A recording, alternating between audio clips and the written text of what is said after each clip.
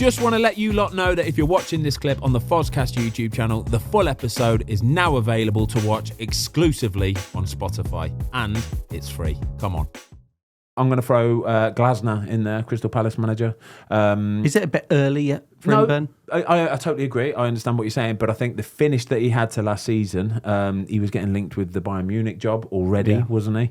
I think he did a real good job for them last season. Really steadied the ship, got them playing a certain type of football as well. I think Crystal Palace. We did a football filling episode the other day, Tubes, and I put Palace as my kind of dark horses for having a really decent season this year. Brighton, 31-year-old Hurtzler. 31. He's 31 and he's won a promotion with St. Pauli to the into the Bundesliga last season. That is madness. Only Brighton would do that, wouldn't they? Yes, and I respect it a lot. I do too.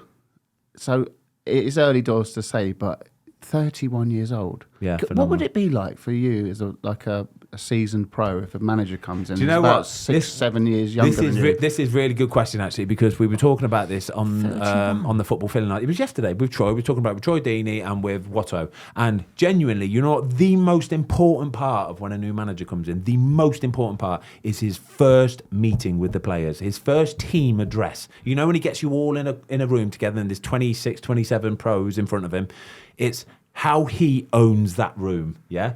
How he talks to the players. Does he demand their respect? The way that he makes eye contact with you, right? Yeah. Nigel Pearson did it once at Watford Tubes, right? He came in, he got everybody into the canteen. You're talking all the staff, the office people, the canteen staff, the chefs, everybody, and he sat us all together like naughty little children on the carpet or something, right? All together. And he spoke to us all, and we all just stood there with our mouths agape, yeah. Eating out the palm of his hand. Hanging on to every single word. He just owned the room. So powerful. And that from that moment on, everybody was like, yep, we're in safe hands here. We're in safe hands. Were you also surprised at the size of his head? Yeah, Big Nige? Yeah. He's got a huge... He's just a powerful man, honestly. He's just a big, mapper. strong, powerful man. Yeah. Talking of underrated, didn't get the credit that he deserved for Leicester when they went on. And I think just a couple of things happened in his career, but I think it could have been very different for him. Yeah. I always liked him. Everybody loved Big Nige, honestly. He's he just say how it is. A spade is a spade, and it's as simple as that. And I like that because in a world of, especially with what's going on in football, you see with your club, Chelsea, for example, you see the amount of players that are getting left out, not allowed to train with the group. They've got to train in a development. They're over there. They're cast aside. That's the worst place to be, you know, because you're not thinking about the person there. You're not. You're treating them as a commodity. You're treating them as a product, and that's awful. Don't get me started on that, Ben, because that is literally a podcast on its own. Tubes rants about Chelsea Football Club. So if you want to see that, let us know down below, and I will get right on it. Me and Tom were driving down to TaylorMade yesterday, weren't we? And we were thinking of podcast ideas, and I honestly nearly said we could do an episode just on Chelsea. Yeah. We could go through all of the transfers in, transfers out, how they've dealt with the Chelsea Chalobah and Sterlings and all of these players. We could do a whole podcast on that. Conor Gallagher literally makes me cry. Incredible. Incredible. I could go right into that, but I won't. It's horrible, I'm isn't not it? sure if I'm allowed. They're not thinking about the person, are they? They don't think about the human being. It's nonsense. It's so bad. Well, it's interesting because you said that on the football fill-in, and straight away you know what's coming. People go, well, it don't matter because they're on X amount per week. And you go, no, it does matter. Of course because it in matters. the grand scheme of life, right, don't get me wrong, I understand that money can take a bit of pressure off people. But in your life, you've got a few things to worry about. You've got your health, your family, paying the bills, money. And people with like money, footballers, it's only one less thing they've got to worry about than everyone else. Do you know that you spend more time with your workmates than you do your family? Yeah. That's how life works. You spend more time with your workmates than what you do with your family. So you need to make sure that work environment is as good as it can possibly be. So when somebody treats you like the way that Chelsea have been treating players, that affects your whole life. It affects your day-to-day life. It's a horrible place to be. I want to talk about Raheem Sterling quickly because he's been in the news very lately. He was left out the team for the first game of the season against Man City. He actually put his own statement out, which I completely disagreed with. I don't think there's a time and a place for it. Just leave it, work hard behind the scenes, and hopefully you get your rewards. But if it's true that they've done what they're going to do to him and they're trying to cast him aside, they're trying to get him out of the club. I was thinking about this today, right?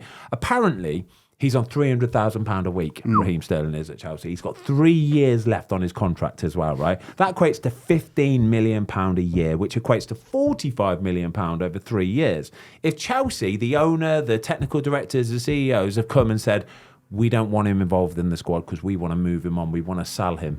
If I was Raheem Sterling, I would be well within my own rights. And what I would want to do as well is shove 2 fingers up to Chelsea at the same time and go, do you know what? I'm going to dig my heels in here. I've got 45 million quid waiting to come my way in the next 3 years. I will happily sit in the reserves. I'll come in with a smile on my face every day. I'll try and start my own business elsewhere and really invest some time into that as well. 45 million. But does he want it? Well, there's 2 things. Does he want to play football? Yeah. It depends. That's the but question. secondly, it's not his fault he's on 350 No, grand a it's week. not. It's not. Chelsea put him on that. Exactly. but that, also mate. with his form in the last, let's say, 18 months. Yeah. I'm not saying it's been terrible because it hasn't. No. But where's he getting 300 He's grand not. He's anywhere not. other than? He might go to Saudi and do that. But that's what I'm saying. He lives in London. He's nice and settled. By all accounts, he's a fantastic lad. Honestly, he's supposed to be a really fantastic lad. He is. Dead He is a professional great around guy. the place He's a at great Chelsea. guy. He sets standards. Lads look up to him. Yeah. They get advice from him. He helps out everybody else. So when a club goes and then treats him the way that they're treating him, I just think, no, mate, you're well within your rights to go, all right, that's fine, treat me like that, but I'll come in, I'll train with the reserves every day, I'll have a smile on my face, and I'll just keep taking my money. Ben, do you think, because he's not even 30. 29. He's 29. He's won pretty much everything there is to win as well. So the question is, would there ever come a decision with a player, like look at his circumstance and look at Chelsea's circumstance, where they go, we're not going to pay him 45 million quid and cancel his contract, and he's not going to walk away from that, you wouldn't think. Yeah. Do you think there'll ever come a point where, like managers, that the club would settle and go, do you know what? We'll pay you up for 20 and go and sign somewhere else. It happens all the time. Yeah, but is that something that could happen with Raheem Sterling? Yes, without doubt it is, 100%. yes. So there's a player that's just left Man United, Aaron Wan-Bissaka. Apparently, as part of the deal to to West Ham, he still had another, I think, 2 years left on his contract. He was on 100 grand a week, which again equates to 10 million quid, right? So he said to Man United, hang on a minute, you want to sell me? I don't want to get sold. I'm at one of the biggest clubs in the world. I'm having a lovely time. I'm settled up here in Manchester. It's fantastic for me. Thank you very much. I don't want to leave Man United. So what they've had to do is pay him a settlement out of what he was due. So if he's due 10 million quid, for example, he could have said, give me 4 million quid, let West Ham buy me for 15 million quid and I'll go and sign for them. Cool. Yeah. Sweet. And that happens absolutely all the time as well, especially if you've got 2 or 3 years left on your deal. Yeah, that's fair enough, mate. That's fair enough. So are we going for Gary O'Neill, do you think? I like Gary O'Neill. yeah. I Was love that the Gary question? O'Neill. That was the question. Yeah, that was the question. Yeah, let's go Gary O'Neill. Go on the Wolves. Thanks everybody for watching. We hope you enjoyed this clip of the Fozcast. If you would like to watch the full episode, it is now available exclusively on Spotify for free.